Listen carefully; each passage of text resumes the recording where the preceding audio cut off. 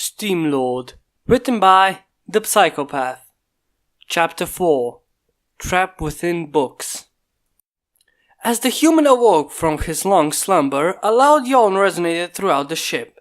He slid out of bed and put his boots back on with a loud creak.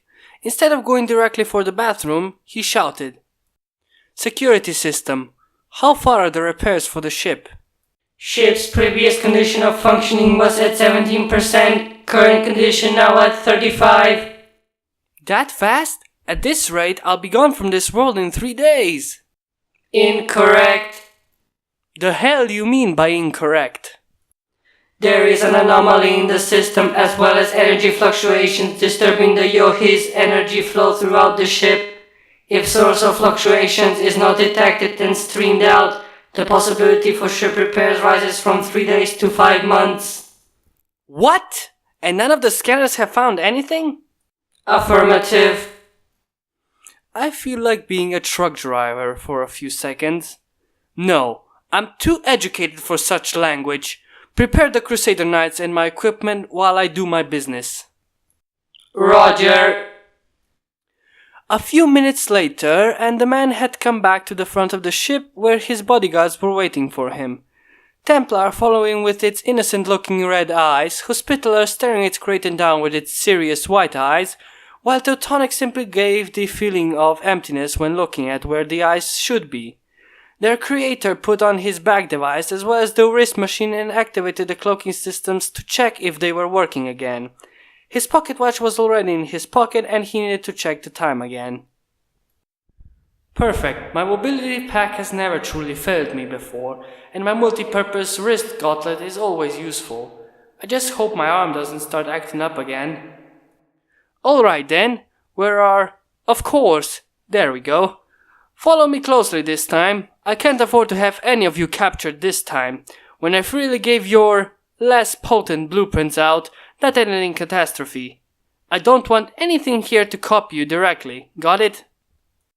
The bots expulsed steam once more. The door opened without a sound as the gear moving it along worked perfectly, like they had just been recently oiled. The human couldn't help but compliment SS on its good work, and jumped out. Still staying near his ship, he checked his MPVG for the location of this data reserve. "Found it," whispered the creator. "Do not engage once out of this forest. If we are seen directly in the city, we are doomed. I just hope that these beings aren't too dangerous in themselves or too violent. Let's head out." Following the same trail he did the previous day, the human passed by the house he was unfortunately found in to see that the wall was already repaired. However, the yellow Pegasus looked more terrified than she was before.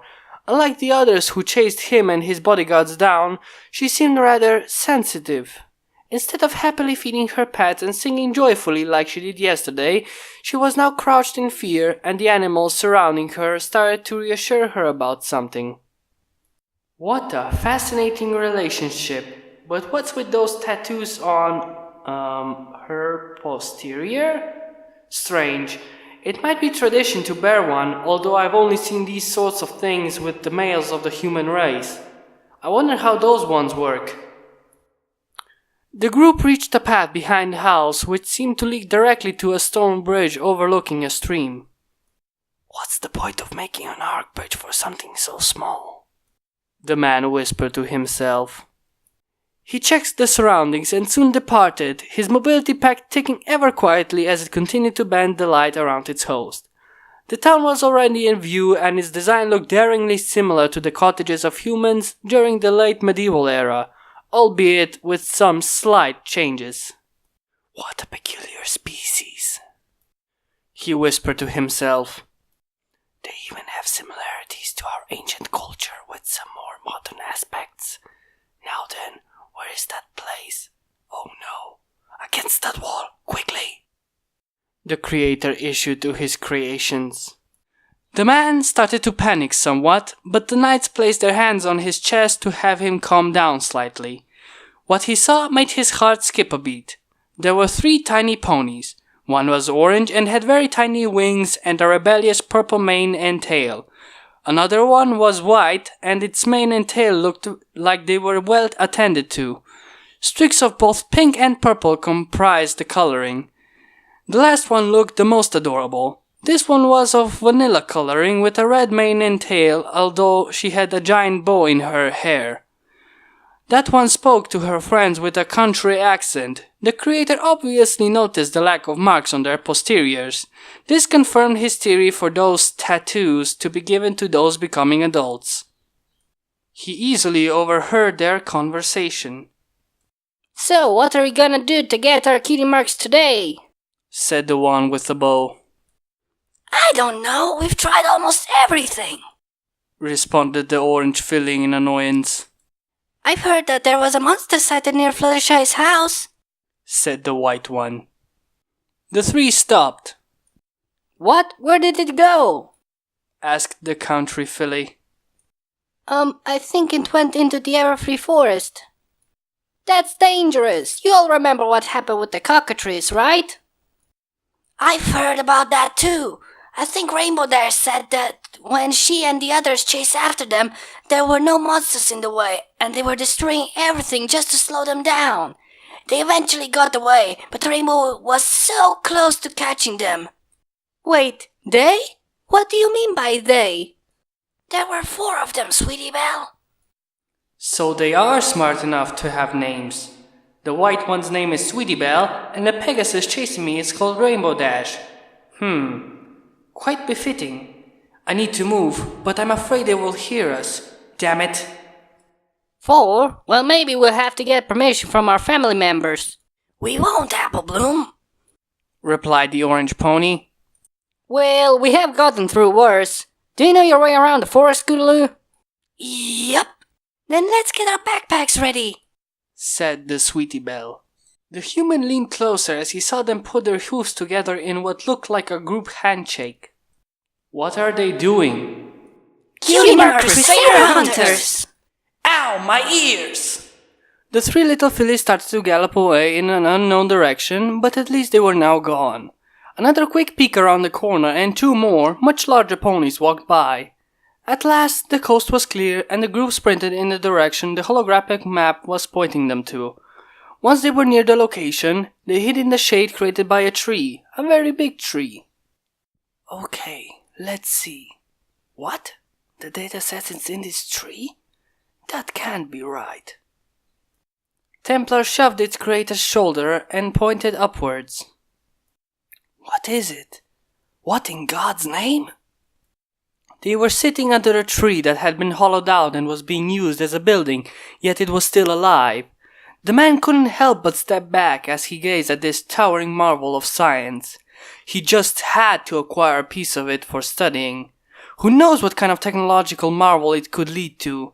However, he had no time to take a specimen and asked Hospitaller to check for an entrance and make sure no one was in there.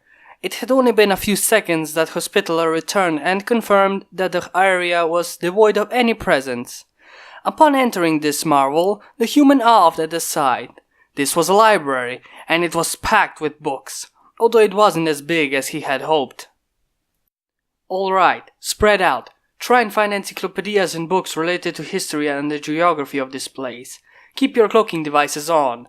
It might take longer to recharge once we're back to the ship, but it's best that we don't ignite any more problems. The bots gave out another release of steam and started to fumble through the shelves carefully, only picking out the books that gave the best impressions of relating to the information that was needed.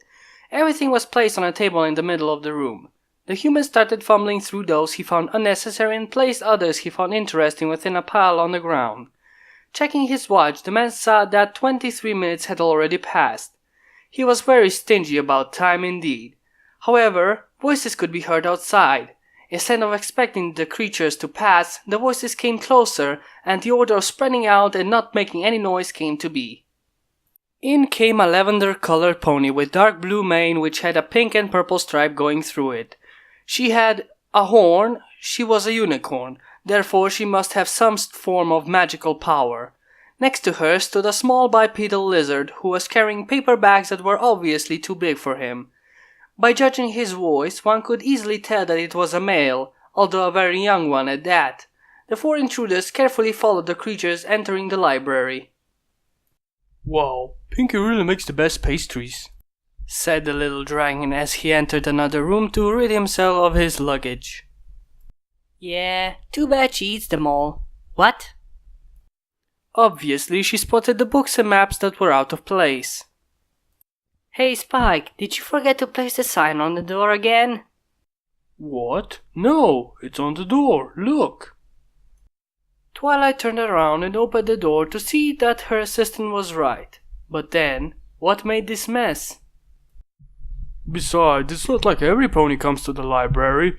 I mean, Zecora comes every now and then, and Rainbow Dash practically stays here when she starts to read her Daring Do adventures, but those are the only 2 I know who come here.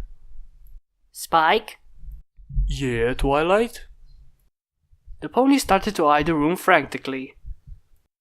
Did you hear about the new creature spotted in the forest after that giant thing crashed into Cloudsdale? Yeah? Why? Oh no. Are they here? I don't know, but I sense a presence. Stay in the kitchen. Spike moved away from the open doorway, but kept an eye around the corner to see what exactly Twilight Sparkle was going to do. Her horn glowed bright as the windows and doors were shut tight. I know you're here. I can sense you. What do you want with my books? She started to look carefully around until she sensed something and threw a bolt of energy at the bookcase. "Ow!" yelled the voice. A little bit of what looked like static electricity started to spruce up into the air as a giant fear-inducing being came into sight. Twilight's jaw fell open as she stared at this giant. What was it? It looked so weird. But before she could regain herself, she felt something hit her in the neck, causing the lavender pony to feel lightheaded and fall to the ground. The sound of Spike's voice only rang hollowly within her now blackening mind. She was knocked out. The man looked over the bodies and scanned them with his MPVG, cataloging their biological information. He then saw a basket on the ground. This is where he placed the lizard, and his bodyguards had seen a bed on the shelves further away. Teutonic picked her up and placed the small creature in its bed, not bothering to place the blanket over her. Damn it, how did she know? Well, at least the cloaking device is working again. I hope that these books won't be a real nuisance to us while we return to the ship. Try and keep a low profile now. I hope this machine overcloaks. Yes! It seemed that the light bending affected whatever object the 4 beings held. This was perfect, and there were few to be carried within the lot. A quick look back and forth again outside of the library, and the group sprinted back to the location of the ship. It took a while, but they had finally reached the sacred vessel. As the knights automatically went to the engine room, Steamlord went to a terminal close to the cockpit, and took a copper-colored cord and placed it within an insertion point. Security system reacted almost immediately. What is it? Both biological readings match the description of dragons and unicorns. So I arrived in a fantasy world? Somewhat. Scanners have detected some manner of technology such as trains and electronical appliances, yet technology seems to be the lesser focus point for these beings. Further study is required. I shall analyze the books that you have retrieved as well as narrow down the data to more crucial information required for understanding this world. You sure you'll be able to handle it? Affirmative. The Crusader Knights have taken over repair operations for engines, and further repairs concerning secondary systems have been halted until a countermeasure is produced for energy disturbances. Fine, sighed the man as he let his gloved hand slide through his hair. Any leaks detected with the generator? Negative. Will you be resting for the day? Yes. Would you like some music? I'd like something ancient, like this time. Something that would seem cultural for music. Choosing. Choice found. Playing.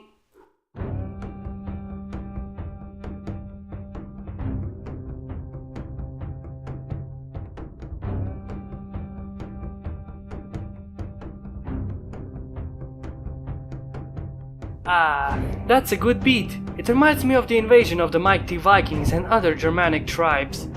Well, while I'm resting for the day, I might as well go in my room and read some of the books I've managed to save. Going into a door next to the cockpit yet again, the man found himself in his rather ambiguous room. It might have stretched everywhere in one way, but it was also very small. It just had a screen embedded within the walls facing his bed. Above this bed was a small circular window, just enough to get a perfect amount of light inside it. The human jumped humorously on his bed and stretched a bit on it. He then bent over and pushed a button on his short night table, and the small shelf lowered itself from the ceiling with choughs and gears rolling. He started to finger through them, allowing each row to go back as he fumbled through the next one that would lower itself. Pum pum pum. Aha! Perfect! The history of the Teutonic Order. Nothing like a good history book to calm the nerves. Apparently, this man liked history quite a lot. The most interesting aspect for him being the crusading orders. However, nighttime had fallen, and based on his pocket watch sitting on his night table, it was already 10 p.m. He was about to stretch and call it a day when the alarms went off in his room. Ow! Deactivate the alarms! What's the emergency? 3 locals are approaching the ship. Are they looking for us? Yes and no. They seem to be looking for us, but they also seem lost. Okay then, let's see what we have here, said Steamlord as he stretched a bit more and twisted his back. After reaching the exit of the ship, he sighed, rubbed his eyes and lazily fell against the wall and looked outside the window. He immediately sprung back to life as he saw the 3 infants from earlier today looking around, seemingly stranded. That Scootaloo did indeed know her way around the forest. A few minutes of looking at them and decided that they stayed in the forest long enough. It was no place for a child, especially 3. Thinking up a quick plan to get them out of here and into safety, 2 came to mind. The first consisted in taking them inside the ship. That was out of the question. The second would be to send one of the bodyguards to attract their attention and have them follow it until they reached the end of the forest. The latter option was more appropriate, so the man called upon Templar, who appeared at once. "Templar, you see those infants outside?" It responded in the usual fashion. "Good. I want you to get them out of the forest indirectly. Attract their attention with your red lights. Once you leave the ship, deactivate camouflage and drag them out of the forest. Preferably near the cottage that we had encountered yesterday. Think you can do that?" The robot nodded. "Good, then get going. I don't want to know that I'm the source of even more deaths in yet another world. I have enough weight on my shoulders," I thought you said we were near the exit of the forest. yelled Apple Bloom. We are? Stuttered Scootaloo. You're lost, aren't you? No? Then how come we haven't gotten out yet? Whined Sweetie Belle. We've been here for hours. I don't know. Everything changed ever since that giant metal thing came crashing through Cloudsdale. It was made of metal? Wondered Apple Bloom.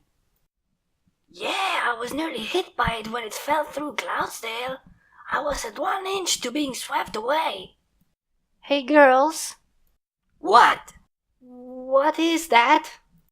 Sweetie Belle said shakingly as she pointed to what looked like a short creature with 2 glowing red eyes. It might just be another cockatrice. We need to keep our eyes closed. Before the little bowmaned filly could finish her sentence, the small figure stood very high, little pieces of tree branches chipping and bouncing off it in the rustling of dead leaves. It seemed to have several portions of its body that glowed red. Most notably was the one on the main body, which looked like a red cross. That must be one of the things Rainbow was talking about. It's huge. I ain't never seen something like that before. Hey, wait! Exclaimed the small country filly as the creature started to walk away. Hold up, we don't want to hurt ya. But I thought we came here to capture it, said Scootaloo, determination in her eyes. We're lost. It might be able to help us out. Then let's just hope it isn't evil. Rarity's going to kill me if we ever get out of here. The 3 fillies started to gallop after the creature through the devastated part of the woods. Unfortunately for them, the closer they got to it, the faster it went. Soon, however, the three fillies started to tire and the creature went out of sight. Come on, girls, we've almost got it. What happened later could be considered a two-sided blade. Applejack, Rarity, and their 4 other friends were near the entrance to the forest and had been searching for any clues as to the whereabouts of the 3 little fillies. Scootaloo announced their presence first. Hey, Rainbow Dash! Every pony turned around to see the 3 fillies finally out of the forest and galloped to their location. Applejack and Rarity at first were quite happy to see their little sisters, but quickly started to scold them. Applebloom, do you know what could have happened to you 3 in there? But Applejack, There are no buts. What you did was irresponsible and dangerous. You didn't even talk to us about your little expedition. That's right, you could have gotten gravely wounded. Rarity? No, I will not have that from you. When we get home, you are grounded. Yeah, I know you want to be cool like me, but these sort of things are out of your league. You're too young. Scootaloo started to pout. Didn't you even hear about the creatures that have appeared suddenly in the forest? I don't know what could have happened to you 3 if it caught a hold of you, said Twilight with worry. But we went in there to find and take a picture to prove that they exist. Yeah, we even found one of them. It helped us out of the forest. You must have seen it. It passed right through here. The 6 mares looked at each other. I didn't see anything, said the soft voice of Fluttershy. Even the animals here said there wasn't anything coming out of the forest besides you 3. Yeah, my Pinky sense didn't feel anything either. You must be really tired. How about a party to help that? Pinky, now's not the time, sighed Rainbow Dash as she face-hooved. You girls are coming with us. You're in big trouble. The 3 fillies bowed their heads in shame and replied to all 6 ponies. Yes, ma'am. And followed the mares back to Ponyville. They looked back one more time, sadness painted on their faces like the stars in the night sky overhead, until they saw the creature standing right at the edge of the forest and watching them.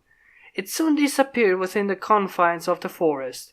This just proved that they weren't having hallucinations. Unfortunately, a frightened yell from Applejack brought them scurrying back to those responsible for them. Well, somewhat responsible in the case of Rainbow Dash. The inventor was waiting patiently at the entrance of the ship, only to see it open and have Templar jump back inside, still clean and effective. The robot turned to face its creator, who stared back. His eyes were impossible to decipher behind the goggles. I trust your mission was a success, he said in a very serious tone. The robot nodded. The tension coming from the man suddenly disappeared as a smile formed on his face. Great, then I can get some peaceful sleep. You did good tonight, Templar. You did very good. The creator returned to his room as the robot followed him with its eyes, only to return into its own capsule for its rest and recharging. Today was a great day, the man thought to himself. Now I'm freaking grateful to myself for creating those 3. I certainly couldn't do anything outside the ship without them. Well, time to get some shut-eye. Well, here's another chapter of Steamlord. I hope you guys enjoyed, and if you did, hit that like button and subscribe. And in other news, I'm getting a new mic. It's gonna be great when I get it. No more shoddy quality, no more pops. A lot better sound quality too. Well, until that day, I'll be still using my shitty mic, so I just hope that you still enjoy my videos. Until we meet again!